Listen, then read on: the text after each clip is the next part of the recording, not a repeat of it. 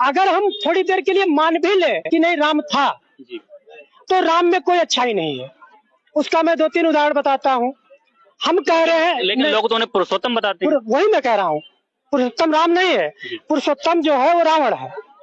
किसी की बहन को अगर छेड़ा जाए, यहाँ इतने लोग करे हैं, अगर किसी की बहन को छेड़ा जाए, कौन ऐसा भाई है कि अपनी छेड़ी हुई बहन का बदला नहीं लेगा? बिल्कुल सही, बताइए।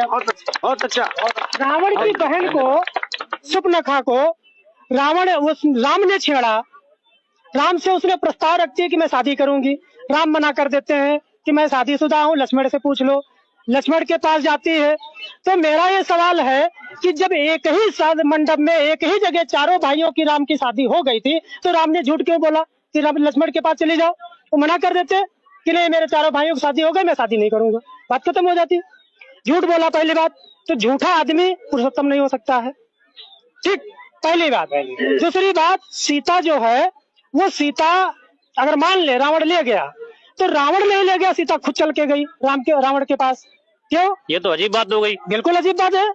रामायण को पढ़िए, उसी धनुष जो स्वयंवर जो रचा गया, जो जनक ने बुलाया था स्वयंवर, उस स्वयंवर में देश विदेश के सभी राजा आए थे, रावण भी गए थे। तो रावण उस स्वयंवर में शर्त जो धनुष को उठाएगा, उसकी डोरी खींचेगा, उसके साथ सीता का विवाह होगा। कोई भी राजा उस धनुष को उठा नहीं पाया, रावण भी नहीं उठा पाया था, ठीक है। तो रावण भी नहीं उठा पाया था, तो उसमें एक दोहा मुझे याद नहीं है, दोहा है कि 10,000 राजा एक साथ उठाए थे। भूप सहस्र दस एक ही वारा, लगे उठावन टारे न डारा। हाँ, मतलब 10,000 राजा उठाए थे उसको जी। तो मेरा ये सवाल है, 10,000 लोगों को खड़ा करिए, एक आदमी को लगभग 1.5-2 फीट जमीन चाहिए है।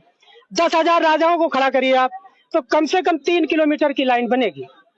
तो क्या धनुष 3 किलोमीटर का था? 3 किलोमीटर का धनुष था, इसीलिए इसको काल्पनिक मानते हैं। दूसरी से 3 किलोमीटर का नहीं हो सकता है।